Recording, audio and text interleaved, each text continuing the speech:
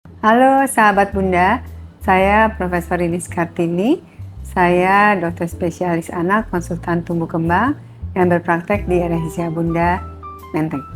Hari ini kita akan membahas integrated care untuk tumbuh kembang anak yang optimal, terutama bagi bayi prematur. Untuk bayi prematur merupakan salah satu bayi yang dinamakan atau dikategorikan sebagai bayi risiko tinggi ya. Mengapa dikatakan bayi risiko tinggi? Bayi prematur itu memiliki risiko lebih tinggi mengalami masalah gangguan pertumbuhan, perkembangan maupun masalah perilaku di kemudian hari. Sehingga memang perlu sekali diajarkan atau diketahui oleh para orang tua bagaimana melakukan perawatan secara komprehensif atau integrated ya. Mulai dalam saat perawatan sampai bayi tersebut di usia bayi, balita maupun anak usia sekolah dasar. Kalau yang saya lihat sebenarnya perawatan bayi prematur saat ini sudah cukup komprehensif atau integrated ya. Sejak dalam layanan di perawatan, selain memperbaiki masalah medisnya atau penyakitnya, juga ada beberapa hal yang dilakukan terhadap bayi prematur melalui orang tuanya ya. Jadi kontribusi orang tua pada saat bayi dalam kondisi perawatan di ruang rawat yang khusus itu sudah dilibatkan. Mulai dari dia melihat, menyentuh ya, ada juga sudah melakukan kangguru mother care ya, ada juga yang melakukan pijatan bayi prematur, itu sudah mulai diajarkan. Walaupun memang mereka masih agak ragu. Mungkin ada yang diperlukan juga untuk penguatan dari para orang tua, terutama ibu, untuk berani merawat bayinya sendiri, terutama nanti saat pulang ke rumah ya. Perlu juga melibatkan peran psikolog atau tenaga nakes perawat yang khusus yang memberikan support kepada ibu bahwa bayi ini memang perlu disentuh, perlu distimulasi lebih dini sejak dalam perawatan. Karena kalau kita lihat bayinya misalnya lahir 800 kan kecil sekali ya, orang tua tuh takut memegang, melihatnya juga dia ragu-ragu ya. Jadi itu yang perlu dikuatkan terutama untuk para orang tua juga ibu. Kalau saya lihat kangguru mother care itu merupakan salah satu memudahkan ibu untuk lebih percaya diri bahwa dia bisa merawat bayinya, bisa mendekap bayinya, kemudian memberikan ASI secara langsung atau direct breastfeeding ya. Nah itu yang perlu juga diajarkan. Bayi sudah diperkirakan akan lahir prematur pada masa kehamilan trimester akhir atau masa-masa akhir itu diberikan juga edukasi kepada orang tua ya. Nah setelah melakukan perawatan mungkin ada yang memerlukan waktu sebentar ya, ada yang 2 minggu, mungkin seminggu, sebulan, ada yang bahkan sampai 3 bulan. Mungkin kalau di 3 bulan orang tuanya sudah mulai percaya diri ya merawat bayinya di selama perawatan. Tapi yang hanya sebentar mungkin perlu tanda kutip khusus ya untuk ibunya bagaimana memandikan bayi, membersihkan bayi ya, menyusui dengan baik ataupun mengatasi pengaruh lingkungan di mana bayi tersebut bisa menyebabkan tidak nyaman ya. Mulai dari suhu udara lingkungan kamarnya, kemudian kebisingannya ya, ataupun mungkin menjaga kesehatan bayi tersebut supaya tidak terjangkit penyakit ya. Biasanya bayi yang pulang banyak yang nengok kan.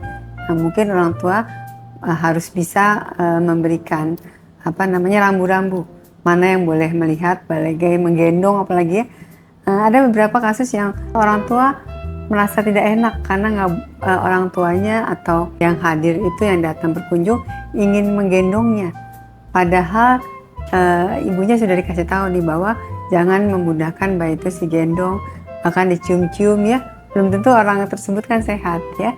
Nah, itu juga harus diajarkan bahwa orang tua harus berani memutuskan hanya melihat saja, tidak boleh menggendong apalagi menciumnya ya. Nanti ke depan setelah melewati masa 6 bulan ya, setelah bayi sudah baik kondisinya, tetap melakukan tadi yang disebut manajemen atau tata laksana integrasi ya, komprehensif untuk memantau pertumbuhan dan perkembangannya. Kalau untuk bayi prematur biasanya kita pakai patokan usia 7 tahun ya, dimana pada saat 7 tahun itu anak diharapkan sudah masuk ke sekolah formal.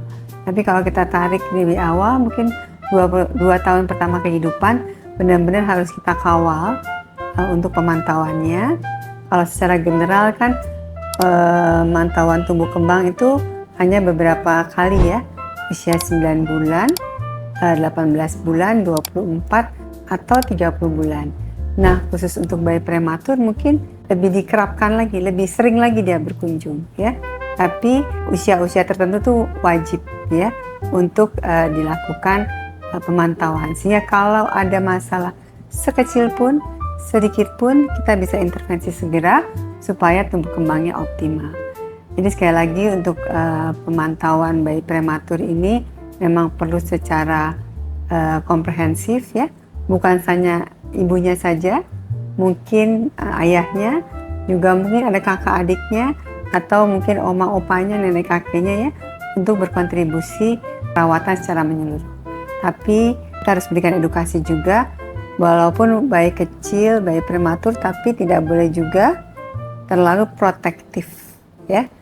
Mereka menganggap oh bayinya lahirnya kecil jadi harus nggak boleh ini, nggak boleh itu, jadi dia sulit untuk berkembang. Itu juga harus kita ajarkan bahwa tetap bayi prematur itu pada usia 2 tahun harus catch up pertumbuhan dan perkembangannya sama seperti bayi lahir pada usia yang bukan prematur atau bayi cukup bulan ya. Jadi bayi prematur itu ada yang kita sebut usia koreksi. Nah itu usia koreksi biasanya sampai usia 2 tahun saja.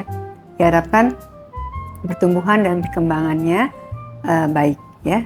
Dan kalau saya perhatikan orang tua yang berkontribusi sepenuhnya terhadap pertumbuhan perkembangan bayi-bayi prematur, hasil luarannya alhamdulillah baik ya, bisa mengikuti sekolah dengan kemampuan yang baik, kecerdasannya juga optimal ya, dan selain itu faktor sosialnya selain memiliki kecerdasan intelektual yang baik, kecerdasan sosial, kecerdasan emosi juga sudah terbina dengan baik. Jadi sekali lagi kita harus melakukan tata laksana secara komprehensif, tetap harus dipantau tumbuh kembangnya. Bila orang tua memiliki bayi prematur ya, jangan lupa ber-KB ya. Jangan sampai bayi prematur ini masih perlu perawatan yang konsisten atau lebih makan oleh kedua orang tuanya, terus ibunya hamil lagi ya.